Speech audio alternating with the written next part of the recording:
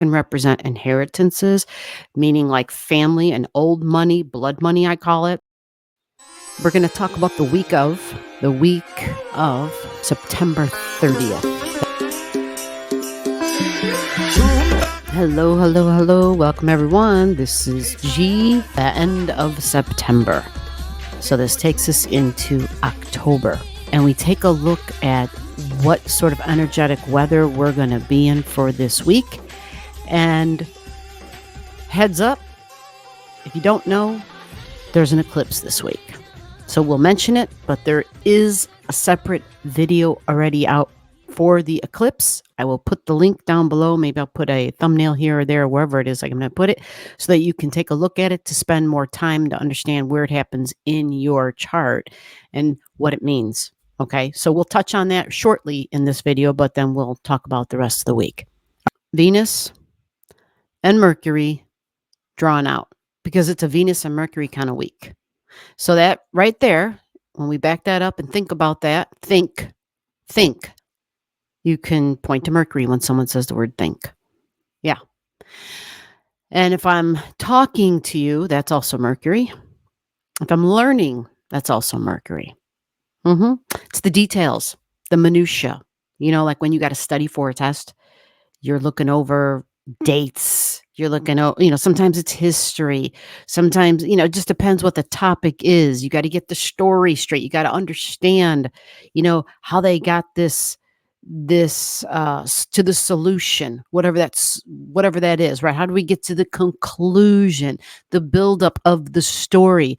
Mercury is a writer, right? It collects the data and the details, and it's a writer.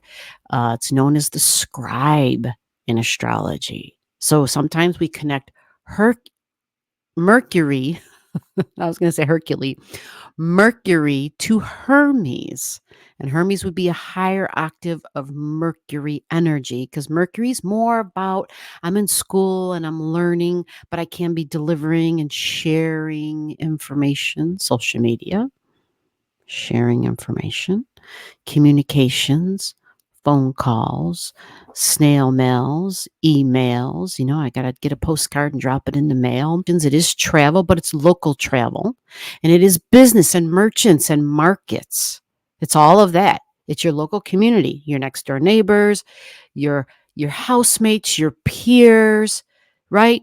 It can be cousins, classmates, coworkers. Like that's all that Mercury energy, like we're kind of the same age, and even if we're not, we hang out together. So siblings as well. And when we're talking, if we're talking about Venus and Mercury together, what are we talking about? I know Venus looks like she's got a giant head here because my Mercury's a little on the small side, and she's got her antennas, talking and conversation and communication antennas. Yeah. So sometimes with that Mercury information, we got to be cautious, because it's a ruler of Gemini energy. And many times Gemini energy, we got a kitty cat in there. Many times Gemini energy may talk and share and communicate just for the sake of talking and sharing and communicating. It likes to be busy and intellectually active. Sometimes it gets itself into a little bit of trouble, because there might be a sharing of information of something that might not be true, or sharing of information just for the sake of talking about something or someone, and just that desire to be busy, to gobble up the details, to regurgitate them, and to get them back out there. So it can be kind of gossipy, and it can also be all about, I'm scattered, I'm all doing 300 different things. I'm all over the damn place. Mercury. Busy and active, Mercury. So we always got to kind of like chill that energy out and talk to it a little bit and be like, okay, are we sure about this? Especially if we're talking about our values and our money, and that's Venus. What we care about, who we care about, love, self-worth, feminine energy, Venus. Okay. So these two are considered siblings. I call them the sisters. Some may refer to Mercury as male or masculine energy, but in essence, Mercury is a ruler of Gemini, is a twin, right? And because we live in a patriarchal societies, Um, some way more dominant than others. But because we do, for a few years now, Mercury has truly been coming through, to me anyway, in my communication and understanding of it, as a very strong feminine trait, a very strong feminine quality. Looking at that and understanding that gives us a little bit of a backstory to understand what's going on this week, because there is an eclipse this week and we're going to get there, right? By the way, that eclipse is on Wednesday. Okay, it's on Wednesday of this week. I'll give you a couple more details, but just give me a second. We got to go down to Libra energy. All right, and that's where the eclipse actually happens. The thing is I want you to pay attention for a moment to Venus. Okay, Venus is in Scorpio. This matters. In Scorpio at 9 degrees. Remember, the degrees matter as well. Think of the ninth house in astrology. Think of Sagittarius energy. Okay, so Venus is there. Right. Interesting. Because, well, we're thinking Jupiter. We're thinking religion. We're thinking beliefs, freedom, spirituality.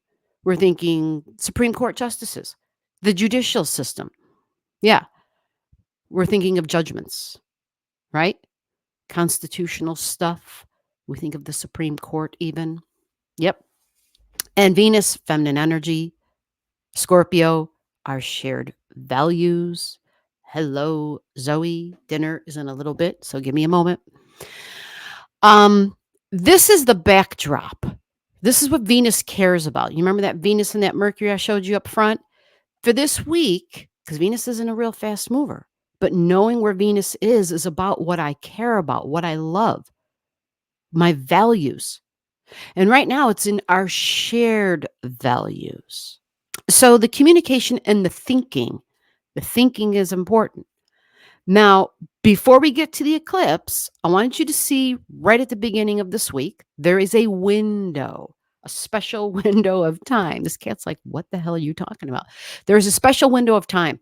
Mercury is my brain and how I'm thinking and the way I'm communicating what I'm thinking about. And we also are contemplating our future because Jupiter also represents the future. Jupiter energy and Venus is there. So our values and our priorities, our desire, our love, and our values. Venus energy at 9 degrees, it's within shared values. It's Scorpio, so it's deeply bonded energy. This can represent inheritances, meaning like family and old money, blood money, I call it. I know other people might call it other things, but I just call it blood money. But it can also be like shared values, shared assets, shared risk, even, right? Because it's money and it's Scorpio energy. So we think taxes when we think Scorpio, but it's change and transformation. And the deep bond stuff there can be the history there, the history, right? Stuff from the past, which is where the inheritances come in.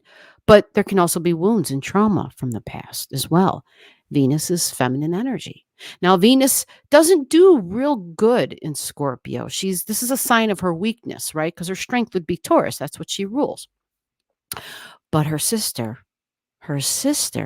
is in the other sign that Venus rules. And that's Mercury sitting over here in Libra. You see, Venus also rules Libra. It rules Taurus and Libra. So the fact that Mercury is here makes these two even more compatible, which is why I have that arrow up there. It makes them more compatible. They're already always talking. They call up and check in on each other, right? That's what they do, or text, whatever it is they do.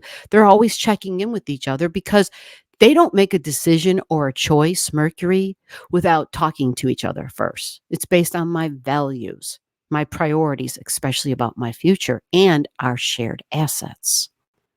And shit that has to do with the past. There could be trauma and vulnerabilities here that are part of this. Mercury is behind the sun. You see that here? Let me go like that. You see Mercury there? Mercury's sitting there at 7 degrees. This week, we will have Mercury and the sun traveling together. So, the mind and the thinking, choices and options, Mercury, decisions, relationships, significant one on one relationships, partnerships, business can be part of this. Lawyer energy. The South Node, Mercury just got off the South Node, and so did the Sun. South Node is about the past. South Node is a big, anytime something touches that South Node, it represents a release of some sort. Well, it's in Libra, folks, right? And it's been complicated. It's been complicated because we've got Black Moon, Lilith, and Juno going back and forth in Libra. It's like, okay, are we staying together? Are we breaking up? Like, there's a whole lot of wishy-washy shit going on, right? For some folks, they're like, oh hell no, I moved on.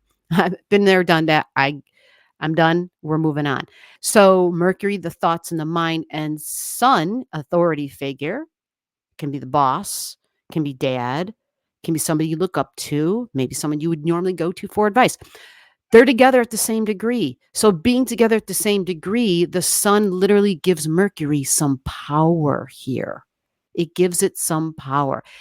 And because it's Libra, Libra likes to compromise. The good thing is that this Venus is able to communicate back and tell Mercury, think about your future. Think about the past. Think about the wounds. Think about your healing journey. Are you healed? Are you well? Are there things that need to be done for you that you have to take care of? Right? Are you healthy enough to be in this relationship? Maybe this relationship isn't good for you. Is it toxic? And even if it's not about putting blame and being like, hey, you're toxic, I got to make sure I'm right. Right? And so this is kind of what Venus is good at when she's in Scorpio, because Scorpio is about stuff that's hidden and buried deep and that hurts and the trauma. Well, when Venus gets there, Venus is just like, hey, wait a minute. I got to take care of me. I got to pay attention to me. Self love, self care, self worth type of stuff, right? Although I think in Scorpio, this is where Venus can kind of get a little bit of that Marsy fired up stuff, that Martian assertive thing of fight for myself type of thing. Doesn't mean we got to literally fight, but we have to stand up for ourselves and we have to realize I can't think about tomorrow until I can take care of today, right? If I know that I can take care of myself today, right? I have all my ducks in the order, all my I's dotted, my T's crossed. Like I can kind of see beyond today and maybe then make a plan for the future, for tomorrow. Okay. But until that happens, and this, by the way, is deep psychology, Scorpio. Sometimes we need to see a therapist. Sometimes we really got to put in the time, the self work, the self help to get ourself and our headspace and our emotions in a right place and for the deep healing to occur, because that is Scorpio. Venus wants peace and harmony. Okay. And so does this tricky Mercury. So this week, this Mercury will be conjunct the sun all the way until Friday. And then we have Mercury pulling out in front of the sun. All right. And normally the teaching is you can't really trust Mercury until it gets about 10 degrees away from the sun because it's called combust before that time. Meaning, okay, the information you're getting isn't going to be 100%. There's something not right there because the sun is so hot, it burns up Mercury's power. However, this video is talking to you and telling you about the beautiful window of opportunity from Monday to Friday. Just to be safer, we'll say between Monday and Friday, because they literally travel through each degree together. So we're going to say the 7th, the 8th, the 9th, 7th, 8th, and the 9th. So you've got like Monday to Friday, 10th. We'll say Monday to Friday, where these two are traveling together. And why does that matter? Because once they pull apart, that power changes. The sun starts to burn Mercury up. But when they're together, traveling at the same degree, they act as one. They're fused.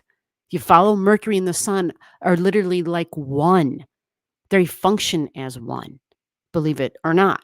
So you'll find that the thinking can be clearer during that time. Now, to be sure, depending upon your natal Mercury in your chart, you may be like, well, gee, I don't know about that for me in my chart. And you could be accurate on that, right? Absolutely. But for some of you, this can be a powerful time. You may feel like it's not as confusing. Other than the eclipse this week, this is the other event this week. This is the other big event this week. Okay. So, to put it clearly to you, Mercury will pull ahead mid-October.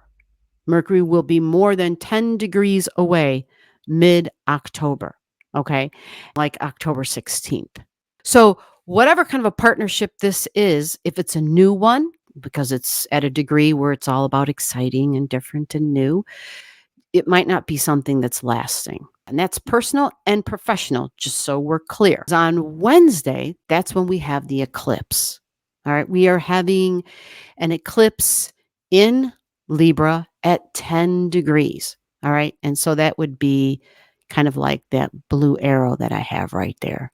Yeah, we're going to have a marking here, 10 degrees for the Libra eclipse partnership. Yeah. By the way, this particular eclipse is going to be a solar eclipse. So that we're clear, a solar eclipse is normally something external. It's something material and tangible, something I can see. It's not so much internal about the feelings and the emotions like the previous eclipse of 2 weeks was, right? Super sensitive eclipse. It was in Pisces, very internal, the moon, lunar eclipse, or release and a let go. This one is solar eclipse, but it includes the south node. So that makes this eclipse kind of similar because the south node represents the past. It does represent a release as well. So here's that little kind of a trick bag thing where we're moving forward. It's in a relationship because it's a solar eclipse. It's a new beginning. It's a new moon eclipse because that's what the solar is. It's when the sun and the moon are together sitting at 10 degrees. Now, we're really thinking serious with this 10 degrees. It's about our future. Just know that it's a south node. And so with that new beginning, it does require that there is something there about the past that we have to release. It's that same combination. The past is here and it is involved in this. All right. Now, Juno and Mercury get together. We get a conjunction between Juno and Mercury now. Mercury gets to 20 degrees by the end of the week, and so does Juno. That's partnerships again. You follow? So the thing is, though, is that Mercury is still too close to the sun. I already gave you the date when we're more clear on that. But to me, this tells us to be tentative. Whatever partnership we're trying out, whether it's, a new routine within a partnership, new goals within a partnership, like an existing partnership, a brand new partnership, it's tentative. Doesn't mean it's failed, right? It just means there's some things here where the communication and my thoughts about the future, because Venus is in Scorpio and the bonds and the history, many times we have relationships with people, whether it's business partnerships or personal partnerships or both. Many times we have those relationships, and what happens is because of the depth, because of the history, because of how intense it is, we tend to feel like, holy shit, this is fated, this is meant to be. And sure, that can be true. Fated and meant to be does not equal forever. It can be fated and meant to be for a certain amount of time to serve a purpose. We're being smart and we're thinking it through because this Venus in Scorpio has all this stuff from the past to process. And when we're meeting somebody who may have some similar stuff from the past, and Juno and Mercury meet up at the end of this week, whoa, right? You see where I'm going, right? There's that strong connection stuff happening because then Venus gets to, let's talk about the future. Let's do some new exciting things together. Then becomes fantasy and illusion and delusion because that's where Venus goes this week. Venus goes to 19 degrees by the end of this week. And what happens then? Then she starts pairing up and having a conversation with Mars. Mars is sitting at 18 degrees by the end of this week. Mars will be at 18. Aren't you glad I didn't begin a video talking about Mars? But here it is. Mars at the end of this week gets to 18. And so Mars sitting there at 18 degrees means it's going to be trining Venus. So we have a grand water trine drawn in the chart for a reason, because Venus is going to get there and she's going to be in a quincunx with Jupiter. So there's something uncomfortable, but it's Jupiter in our mind. It's Jupiter who's in the fantasy world, right? So it's the future, because that's Jupiter. My beliefs, my religion, my spirituality, it's all Jupiter energy. And the contrarian, flip-floppy kind of stuff, Jupiter and Gemini, okay? Venus and Mars will trine when Venus is in Scorpio, okay? And so that then creates that possibility to have that physical bond as well, the emotions and the physical. So there's bonding on multiple layers happening, okay? And if Jupiter gets involved, which it will by Monday, Jupiter's, by actually Friday, Saturday, Sunday, Monday, Jupiter's getting involved because Venus is in those higher degrees, 17, 18 degrees, and she's starting to have a conversation with Jupiter. And it can be confusing. And it's like, oh my God, we're talking about the future. And what do we want to do, right? Are we talking about traveling together? That might be in there too, right? So for this week, we have a little bit different energy added to some of the same energy, because we still have difficult stuff, a difficult stress and tension in the chart with cardinal energy. Mars starts the week at 14. It's opposite of Vega, right? That's that great uncomfortable opposition. Mars conjunct Ceres, women, families, home, childhood, right? Housing market, like that's all still in there. Did I show you Saturn sitting at 14 in water as well? You see that? Saturn is also part of the story, sitting there in water. Saturn is long term. Saturn is the goals. It's the step by step, what we're building. And it's in a retrograde, even though it's in Pisces, right? But so it's saying, hey, I have an idea and I can see how we can build this together, type of thing. Because it's Saturn and it's Venus and it's Mars. So it's like duties and responsibilities with Saturn, with Venus and Mars together. They're like, let's do this. Let's work on this. Because it's water energy, past energy is here. And I'm praying and hoping for some folks out there that there can be understanding and healing. There could be couples therapy that goes on, or a decision for couples therapy, because it's Saturn, long-term commitment for the healing and understanding. That's a possibility. And I hope that this is the route that some people choose if everybody's willing to do it. There's a lot of people who are going through hard times. Some of you definitely, and me included, right? All of us definitely have some relationships that are toxic and where we're like, okay, been there, done that, this is over. But for those of you that where both partners are honestly trying to give it a go, this is a great time to talk about it and to start taking it seriously and knowing it has to be worked on as a team. It's team energy, our values. Okay. So that's it. The next week, we're going to start the video off by talking about Mercury and Juno, because they will be together. They will be together hand in hand. But keep in mind, Black Moon Lilith is going to do a retrograde.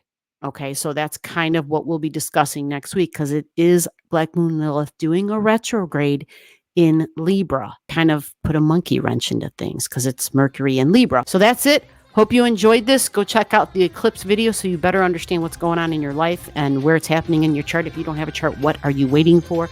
Comment to me below to get your chart. There is no fee involved. It's just so that you have a chart to follow along with when you're watching these videos, and so you can have better understanding for you in your life and not be dependent on anyone but you. That's my goal.